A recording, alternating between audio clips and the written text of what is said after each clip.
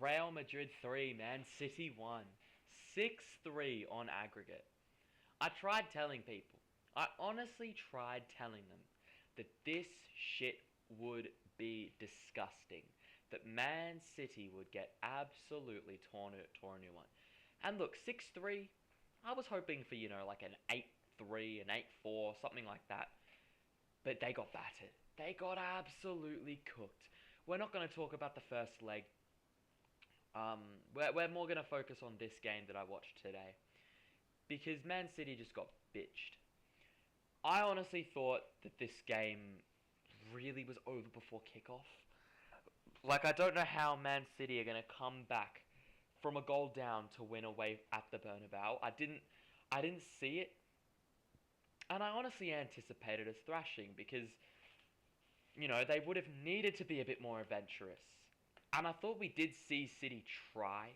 They did. They had moments where they were, trying to move the ball. But what we've seen with the City team time and time again is when they're adventurous against a good team, they get punished. And they were punished by none other than Kylian Mbappe. I mean, oh my word. He's back. I tried telling you as well. Bro, I've just been basically humbling everybody today. Stay humble, eh? I'm not even just talking about City. I'm just talking about people in general. Doubting Madrid and doubting Mbappe.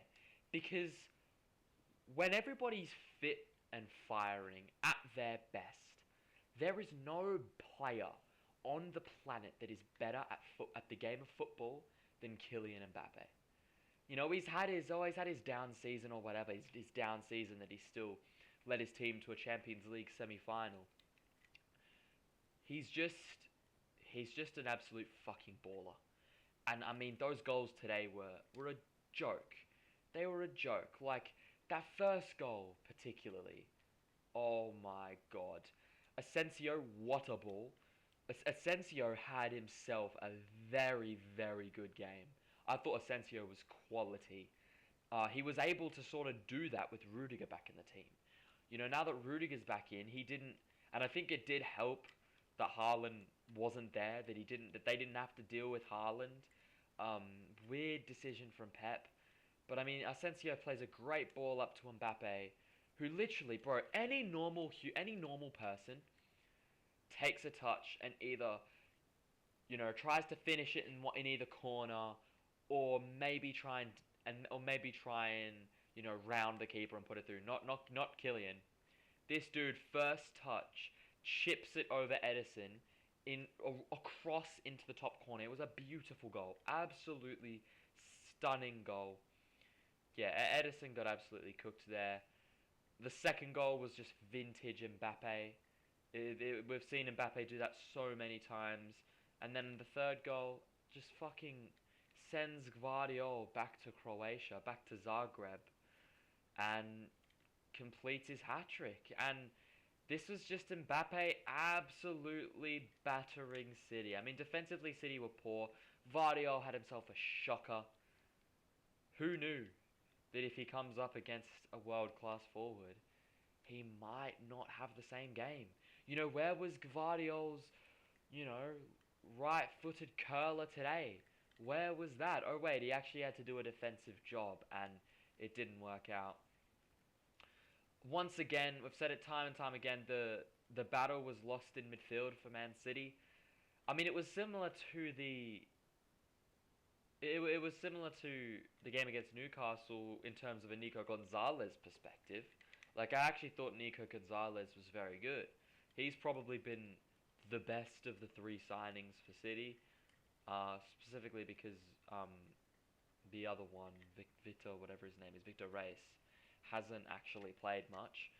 It's more been Kusanov and Gonzalez that have been in the team, and I thought Kusanov actually wasn't too bad. Across two legs, I thought he held his own. Like, I was expecting him to get absolutely cooked, but he did all right. But I mean, Tchouaméni as well. He's been getting a lot of slander this season because he's had to fill in at centre back for whatever reason. Now that he's actually in midfield, I thought it was one of his better games of the season. At least his best game that I've watched. Not a lot of Madrid fans have been giving it to him this season, but I thought he played pretty well. Granted, he didn't have much to do. Gonzalez was pretty much a one-man midfield. I mean, Bernardo Silva and Ilkay Gundogan and Phil Foden as well. I'm not gonna let Phil Foden stink or go unnoticed. Not enough legs in that team. I mean, Pep relies so much on technical ability that he just gets absolutely outrun. Absolutely outrun. I thought Nathan Ake was okay. I mean, there's no point really talking about Stones because he went off in the eighth minute with an injury. Ake wasn't terrible. I thought he was definitely better than Diaz, if I'm being honest. Diaz was poor. He was. It was more sort of that left hand side that was getting cooked by Mbappe. The right was not too bad. I mean, I thought Vinny had a pretty quiet game. They did a good job of containing Vinny. But I just they did miss Haaland. And look, Rudiger being back in the team means that, you know, you're not going to see the same Erling Haaland. He's just not gonna have the same impact that he normally would with Rudiger. I mean, literally, the only game against Madrid where he's actually played well, Rudiger wasn't even there. Weird decision from, again, I need to go into it deeper. That starting 11 for Pep was so bad. Why Mateo Kovacic doesn't start, I don't get. Whether you want to move Foden, or hang on, whether you want to see, I'm just gonna give Pep the benefit of the doubt and say Haaland wasn't fit. But what you can then do is you can put Marmoush up front, Foden left, drop Silva, drop Gundogan, and then play Kovacic with De Bruyne. Or instead what you could do is you could go for like a... Actually, how would they do that? I don't know. Maybe you can keep Gundogan if he's next to Kovacic. If Gundogan has Gonzalez and Kovacic behind him, he can actually play alright. Just drop Bernardo Silva and put Savinho there, or put Foden there, and Savinho on the other side with Marmoush up front. Or you could even go Marmoush in his favoured left position and put Foden false 9 like he was in that title-winning season a couple years ago. There's so much more Pep could have done, even without Haaland. Even if Haaland wasn't in the team, there was still a way he could have set up better. But I understand when you're a goal down, you're going to want more technical players. But I mean, still, if City had physicality in that team, because I think Ceballos and Tchouaméni absolutely ran that midfield. Absolutely ran that midfield. Tchouaméni was one of the better players on the pitch, I thought. But yeah, I thought Pep got it wrong. I did. Yeah, I mean, seeing him on the touchline at 3-0, he was fucking 6-2 on aggregate. Yeah, not pretty. But yeah, I mean, Mbappe's just announced himself back on that world stage. Like, he's been, honestly, since that interview, he's been cooking. Like, he's actually been so good. I've loved watching Mbappe this season. Like, obviously at the start he wasn't great, but since he's sort of come back into his own, I thought he was good. And this game, there was not really much to talk about. Like, I'm looking at the stats here. If you look at the stats, it seemed quite even. But if you actually watched it, City never really had much of a chance to win this game. Like, Mbappe even had a pretty good chance that he wasn't able to properly get on the end of. And just across two legs, you know, City, whilst, it's only 3-1 and 2-3, they don't seem like, big losses. But at the end of the day, they've conceded 16 shots on target across two legs. 16 shots on target. That's over double what they had. Yeah, really, really not a good performance. I mean, Madrid have also had, I think it was 10 big chances across both legs. Again, so many opportunities to just put this game away. And I said it with the last game. I thought that City were lucky to be 2-1 up when they were. And after that Haaland penalty, when they went 2-1 up, they got battered. And Mbappe has continued to own City. He's scored 4 goals across two legs against them. Just unbelievable stuff right there. He's just a quality player. But there isn't really much else to discuss about this game. I've given it to City. I've talked about it. It was a battering. So let's sort of let's have a look around the Champions League. I wasn't watching the only other Champions League game I sort of paid attention to this match week in terms of actually watching it was I was watching. Oh, I wish I could. Here, we'll go by round. We'll look at it like that. Yeah, we'll look at the second legs here. The only ones I was really paying attention to was I didn't watch any games yesterday. I just couldn't really be fucked to. And then I mean PSG 10-0 on aggregate against Brest, crazy. Sporting Lisbon went out sad. I've watched the extra time of PSV Juventus. I'm happy with that as an Arsenal fan. I'll make a video sort of talking about the UCL more in depth, but I am happy with PSV. But I mean, yeah, this was definitely the most interesting tie to pay attention to. Yesterday, I mean, Milan crashed out. We saw Juve crash out today. Not looking good for Italian football. Seeing Juve, Milan, and Atalanta all crash out of the Champions League in disgusting fashion. Did you guys see the Atalanta captain? Did you guys see his crash out? That was insane. But yeah, I saw something funny about PSG. 18-3 on aggregate in all comps against Brest this season. 18-3. What is it about Brest getting what is it without Brest getting absolutely cooked? I mean, PSG have titty fucked their way into the next round. But we'll take a look at the knockout phase. This shit looks a little bit confusing to the naked eye, but it's really not. I mean, Arsenal and Inter will take on either one of those Dutch teams, whether it's PSV Eindhoven or Feyenoord.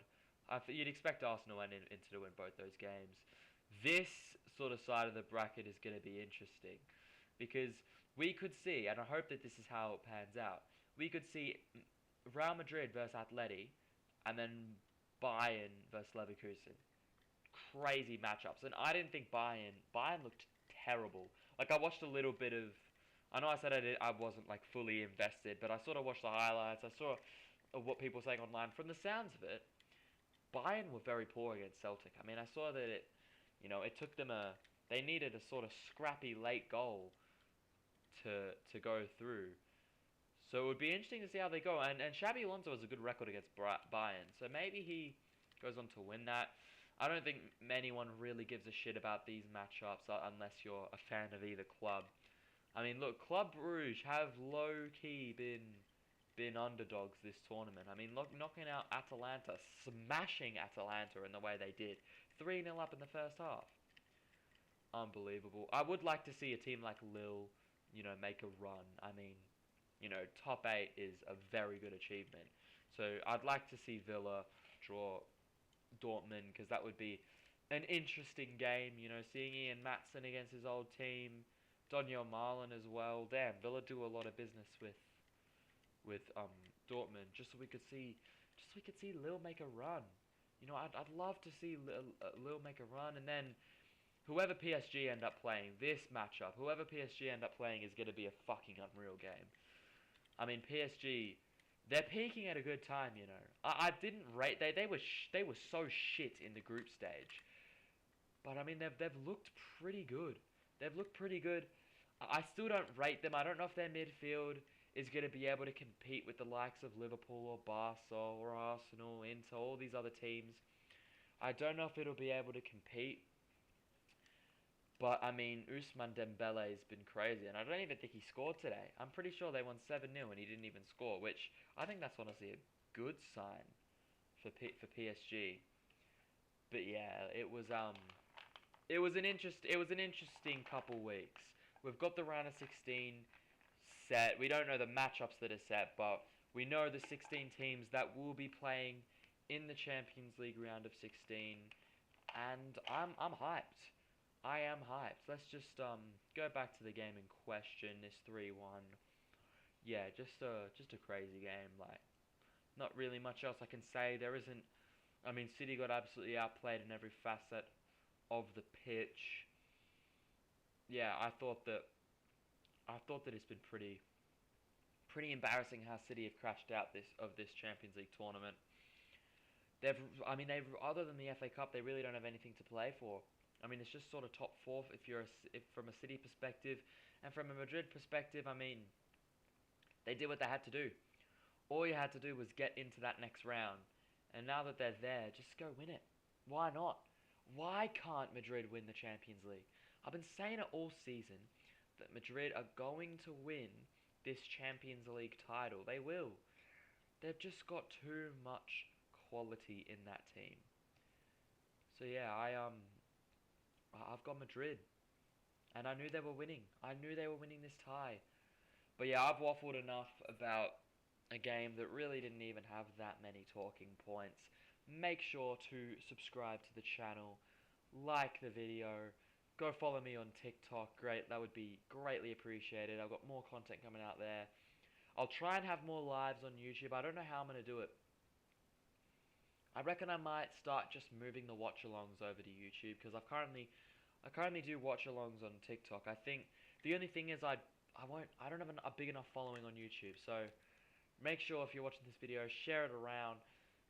Try and get more engagement on this YouTube because until I do that, I just get more engagement on the TikTok. So I'm gonna do more lives there. I'll see if I can, get it set up where I'm live on both. But yes, thank you for watching. I'll be pumping out more football content on here. I'm planning on watching a lot of games this weekend. Obviously the Arsenal game. I'll be watching the Liverpool City game on Sunday. I'll be watching Barcelona versus Las Palmas in the La Liga. I'll be watching Chelsea Aston Villa. I'll be watching Man United Everton. And which 3 p.m. kickoff am I watching? I can't even remember. Oh yeah, duh, us. Like we're the 3 p.m. kickoff I'm watching. I'm fucking slow. But yeah, I'm gonna be watching more games. I'm gonna be making more content on these games. You guys just have to be there to witness it.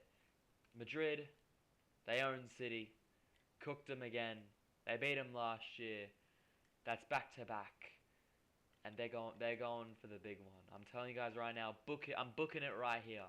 Real Madrid, Champions League winners, 2025. You heard it here first.